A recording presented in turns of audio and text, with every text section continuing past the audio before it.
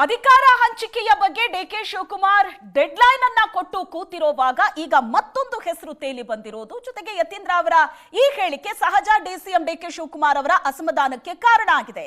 ಯಾರು ಏನ್ ಹೇಳಿಕೆ ಕೊಟ್ಟಿದ್ದಾರೋ ಅವರ ಬಳಿನೇ ಕೇಳಿ ಅಂತ ಡಿಸಿಎಂ ಡಿಕೆ ಶಿವಕುಮಾರ್ ಹೇಳಿದ್ದಾರೆ. ನನ್ನ ಬಗ್ಗೆ ಯಾರು ಚರ್ಚೆ ಮಾಡೋ ಅವಶ್ಯಕತೆ ಇಲ್ಲ. ಯಾರು ಏನ್ ಹೇಳಿದಾರೋ ಅವರ ಹತ್ರನೇ ಹೋಗಿ ಕೇಳಿ. ಪಕ್ಷ ಏನ್ ಹೇಳುತ್ತೋ ನಾನು ಸಿದ್ದರಾಮಯ್ಯ ಮಾಡ್ಕೊಂಡು ಹೋಗ್ತೀವಿ.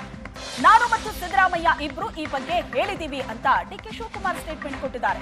ನವೆಂಬರ್ನಲ್ಲಿ ಕ್ರಾಂತಿ ಅನ್ನೋ ಪ್ರಶ್ನೆಗೆ ಉತ್ತರಿಸಿಲ್ಲ ಡಿಸಿಎಂ ಡಿಕೆ ಶಿವಕುಮಾರ್. ಯಾವುದೇ ಉತ್ತರ ಕೊಟ್ಟಿಲ್ಲ. ಸದ್ಯಕ್ಕೆ ಚರ್ಚೆ ಆಗ್ತಾ ಇರೋದೇ ರಾಜ್ಯ ಕಾಂಗ್ರೆಸ್ನಲ್ಲಿ ನವೆಂಬರ್ ಕ್ರಾಂತಿ ಆಗುತ್ತೆ ಅಂತ. ಆ ಪ್ರಶ್ನೆಗೆ ಯಾವುದೇ ರೀತಿಯಾದ ಉತ್ತರವನ್ನ ಡಿಕೆ ಶಿವಕುಮಾರ್ ಕೊಟ್ಟಿಲ್ಲ. ಆದ್ರೆ ಯತೀಂದ್ರ ಸಿದ್ದರಾಮಯ್ಯನವರ ಈ ಹೇಳಿಕೆ ಬಗ್ಗೆ ಅಸಮಾಧಾನ ಅಂತೂ ಇದೆ. ಯಾರು ಏನ್ ಹೇಳಿದಾರೋ ಅವ್ರ ಹತ್ರನೇ ಹೋಗಿ ಕೇಳಿ. ಹೈಕಮಾಂಡ್ ನಮಗೆ ಏನ್ ಹೇಳುತ್ತೋ ನಾವು ಅದನ್ನ ಮಾಡ್ತಾ ಇದ್ದೀವಿ ಡಿಕೆ ಶಿವಕುಮಾರ್ ಹೇಳಿರೋದು.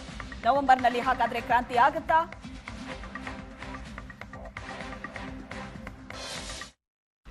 ಅವ್ರ ಹತ್ರನೇ ಕೇಳಿ. ಅವ್ರು ಏನ್ ಹೇಳಿದಾರೆ ನೀವು ಅವ್ರು ಕೇಳಬೇಕು. ನಾನು ಕೇಳಿದ್ರೆ ಏನಾಗುತ್ತೆ?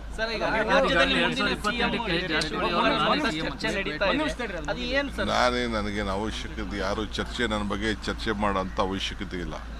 ನಾನು ಸಿದ್ದರಾಮಯ್ಯನವ್ರು ಏನು ಹೇಳಿದೀವಿ, ಪಾರ್ಟಿ ಏನು ಹೇಳ್ತದೆ ನಾವು ಒಟ್ಟಿಗೆ ಸೇರಿ ಕೆಲಸ ಮಾಡ್ಕೊಂಡು ಹೋಗ್ತೀವಿ ಅಂತ ಹೇಳಿದ್ವಿ. ಆ ಕೆಲಸಕ್ಕೆ ನಾನು ಬದ್ಧನಾಗಿ. ನಾನು ಯಾವಾಗಲೂ ಒಂದು ಮಾತು ಹೇಳ್ತಾ ಇರ್ತೀನಿ, ಪಕ್ಷಕ್ಕಿನ್ನ ವ್ಯಕ್ತಿ ಯಾವ ಕಾರಣಕ್ಕೂ ದೊಡ್ಡವರಿಲ್ಲ. ಯಾವಾಗಲೂ ವ್ಯಕ್ತಿ ಪೂಜೆ ಮಾಡೋಕೆ ಹೋಗ್ಬಾರ್ದು. ನೀವೇನಿದ್ರು ಪಕ್ಷದ ಪೂಜೆಯನ್ನ ಮಾಡಬೇಕು. ನಾನು ಯಾವಾಗಲೂ ಈ ಗುಂಪು ರಾಜಕಾರಣ ಮಾಡೋಕೆ ಯಾವತ್ತೂ ಅವಕಾಶ ಕೊಟ್ಟಿಲ್ಲ. ಗುಂಪು ಮಾಡ್ಬೇಕಾದ್ರೆ ಏನ್ ಬೇಕಾದ್ರೂ ಮಾಡ್ಬೋದಾಗಿತ್ತು, ಅದರಿಂದ ಏನು ಪ್ರಯೋಜನ ಆಗಿಲ್ಲ.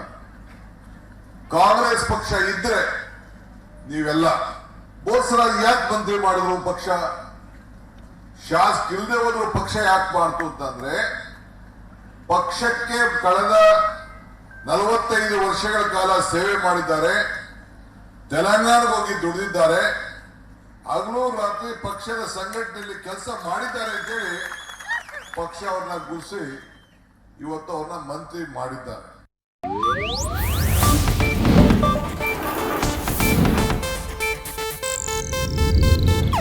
ಇದು ಏಷ್ಯಾನೆಟ್ ನ್ಯೂಸ್ ನೆಟ್ವರ್ಕ್ ಪ್ರಸ್ತುತಿ.